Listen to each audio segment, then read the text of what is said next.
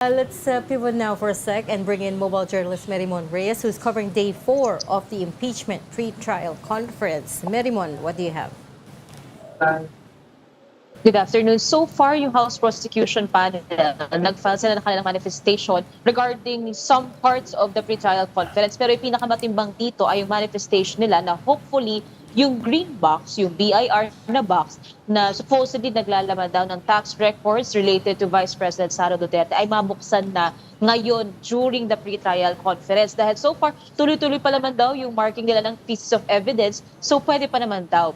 Pero ang nasabi naman ng defense ni Attorney Michael Poa is nagsusulat pa raw sila ng kanilang formal na kasagutan dito. So hindi pa sila nagbibigay talaga ng tugon if they are going to be blocking it or taking precedence sa kung ano man yung pagbabasehan nila nitong manifestation.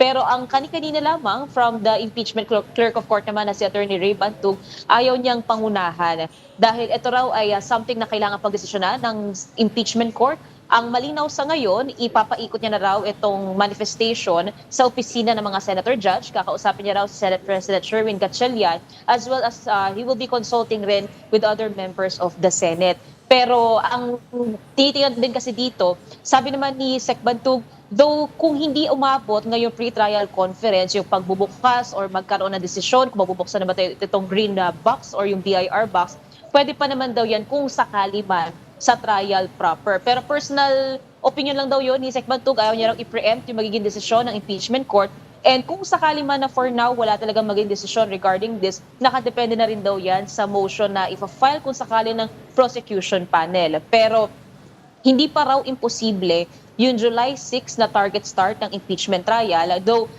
masikip na yung schedule nila kasi supposedly hanggang bukas lang dapat matapos ito. Pero at max hanggang Friday para yung pre-trial order mailabas Monday or Tuesday. Itong Saturday na paparating, gusto raw i-secure ito ni Sec Bantug para raw sa housekeeping. Bo. Pero who gets to decide nga on whether or not they can open the green box? Kasi if it's going to be the court itself, it's going to be way past this week pa. I mean, it's going to be July 6 down the line. Right now, you're looking at prosecutors and defense attorneys. I suppose they do not have the authority to make that decision. Neither does Bantug. Bok, it's an open question, sabi ni Sec Bantug. So, ang questions kasi kanina, even natanong namin to kay Congresswoman Laila De Lima na nagsabi or nagsalita tungkol sa manifestation. Depende raw yan kung yung Senate President lang daw ba yan as the sole presiding officer, kung Senate kung impeachment court ba to as a whole, kung kailangan. Pero ang malinaw, ang sinasabi ni Sec Bantug, hindi raw siya. Wala raw call dito ang clerk of court. So that would be a matter to be resolved by the impeachment court. Though, ang inaantabayanan nga lang natin ngayon, kung magkakaroon na ba ito ng development, kung before the reconvening nila sa July 6, mabubuksan ba ito or if hindi. Sabi naman, ang ginagawa lang naman ngayon is yung physical marking ng pieces of evidence na gustong i-present o planong i-present ng parehong partido. Iba pa raw ito sa formal offer of evidence kung saan maka-question kung ma-admit ba to as an evidence or mapapatanggal. So, well, as far as Sec Bantug's memory was concerned, part naman daw ng pre-trial brief with some reservation itong BIR box. So far, sa pagkakalala niya, pero babalikan niya rin daw yun. So, either way, kung hindi umabot ngayon, pwede pa naman daw yun sa trial proper. But still, the decision would depend sa mapag-uusapan ng impeachment court. And kung sakali mapag-desisyonan na buksan yan during the pre-trial conference, kung sakali lang just for marking, because I think that's what they want to do, for marking, alam nang mag-mark sila tapos nakapikit yung mata para hindi mabasa yung contents, di ba? Oo nga. Saka kailangan kwento sa atin. Ano laman. Mamark ko lang, hindi ko babasahin kung ano laman. Ano yung minamark mo? So, in other words, they will eventually be perusing the document. Ikaw, ina-underestimate mo yung ating mga politiko eh. Kumbaga kung paano ginagawa ngayon yung marking ng evidence sa pre-trial, ganun din yung gagawin sa BIR box kapag binuksan. And ang nasabi ni Congresswoman De Lima, kung sakali daw, ito ay papaloob sa Article of Impeachment 2 or yung tungkol sa unexplained wealth ni VP Sara Duterte. So, though, ang nililinaw din ni De Lima, hindi ito nakita whatsoever yung laman ng House Committee on Justice. Kasi nga, napagbotohan nga noong April, so natransmit daw dito sa Senado, kaya nakadepende na talaga ngayon kung ano ang mangyayari dito sa green box. Pero Marymon, ano yung Malalaman ba ng dahilan? media kung ano laman nun? Malalaman ba yun ng media? Nako, Ami, ang tinatanong namin kanina si Kong De Lima, pero since di nga nila alam, pero ang alam lang nila dito, supposedly ito ay tax records connected to VP Sara, or Yeah. pero that's as how far we know sa nilalaman nito. So, kung sakali man na mabubuksan to, mamamarkahan, mailalagay na yung exhibit nito, pwedeng sunod na makita din natin to kung sakali man sa trial proper. Pero kung hindi pa siya bubuksan ngayon, mamamarkahan, aabangan natin kung mabubuksan ba ito at mamamarkahan sa impeachment trial, or kung hindi na talaga siya mabubuksan, kung parang Pandora's box. Pero Marymon, ano yung paliwanag nila? Interested ako sa paliwanag nila. Bakit ayaw nilang markahan? No?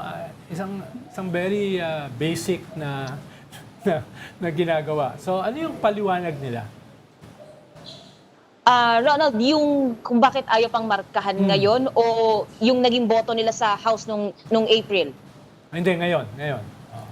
Kasi hindi pa siya, Trial. well, may points of contention pa raw kasi. Yes, yes. And ayun nga, ang huling nasabi kasi ni Sec Bantug, part siya nung pre-trial brief, pero yun nga, hindi pa nagkakaroon ng pagmamarka, hindi pa siya naisasalang, hindi rin pa siya nabubuksan talaga. So, yun yung nilalaman ng manifestation nila, na yung tinransmit dito na green box, dahil nga pinagbotohan ng House Committee on Justice na wag munang buksan, buksan na. So, kumbaga, napasa yung bola ngayon dito sa Senado, and they are manifesting sa impeachment court na payagan ng buksan etong BIR box. Kasi nga, doon sa House Committee on Justice, hindi siya nabuksan. Kaya dito, hanggat hindi siya nabubuksan, hindi rin siya mamamarkahan. And hindi pa siya pwedeng markahan as an exhibit kahit yung kahon lang. So, sabi ni Sec Bantug, for now, kahon lang daw talaga ito.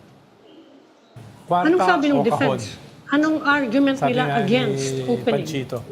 Hindi alam ni Ang Mary kanino, yung walang Sige. sinabi Kwarta. kasing direct answer si Attorney yan? Michael Coa. Pimentel. Basta ang sabi, nagsusulat daw sila, pero they will be answering. And wala talaga kahit anong pangungulit natin kay Attorney Poa, ayaw niya na muna i-preempt yung magiging final say ng defense team tungkol dito. Any more updates on the witness lists, Marymon? Because, I mean, So even far- although hindi pa ni-release yung official, even now you can see a lot of narratives and theories on social media. What do we know about the witness list on both sides? So far, Regina, yung tungkol kasi dito, ang sinabi ni lead prosecutor, Congresswoman Jerry Luistro, ayaw daw nila tawagin itong surprise na witnesses, more on reserved witnesses ang tawag sa kanila. At dahil may exemption naman daw dito, na kung may concerns daw on security or safety, okay lang yan. Basta importante, ang mahalaga dito is yung disclosure 3 days before the presentation of the witnesses. Dapat ma-disclose sila sa impeachment court. So technically, hindi siya much of a surprise. Pero ang nasabi ni Attorney Poa, meron din daw sila so far, mga witnesses na hindi pa nadidisclose publicly, pero aantabayanan natin. Hindi nga lang kasi sila nagbabanggit talaga ngayon. Even Congresswoman De Lima kanina umaga, ayaw niya na raw magbanggit muna ng kahit na ano tungkol sa listahan nila ng witnesses at kung meron na nga talaga silang naka-ready na reserved witnesses. I see. So that's one difference here, no? As compared to, say, the Blue Ribbon Committee, you can't just bring witnesses on the day off. They have to present them 3 days before the trial, correct? Correct. Ito yung sinasabi nila, De Lima, na ayaw daw magkaroon na ng situation na parang maa-ambush daw na may witness na bigla ang ihaharap. And itong request talaga o yung paglalatag ulit na kailangan may disclosure 3 days before the presentation, nanggaling daw ito sa defense team. And parang hindi magkagulo-gulo na magkakagulatan daw, tinanggap ng House Prosecution Panel. And naging laman din yan ng kanilang manifestation. Okay. Marymon, mahuhulaan naman natin yung laman yung BIR. They are tax declarations, saka I think some property tax declarations din. So, bakit hindi pa markahan? Kasi technically dito ngayon nakasara pa yung box na Hindi, pinagbotohan. bakit nga ayaw ka nila? Di ba dapat kapag ganyan alam na ebidensya yan Iba kailangan malaman na ng both sides na ito yung pag-aanohan natin.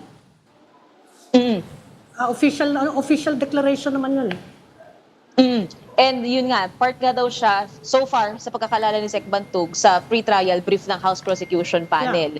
Pero ang parang pinaka-hindrance kasi dito, yung hindi pa nabubuksan yung kahon na tinransmit dito sa Senado. So yun yung pinaka-hinihintay natin na call ng Senate as an impeachment court.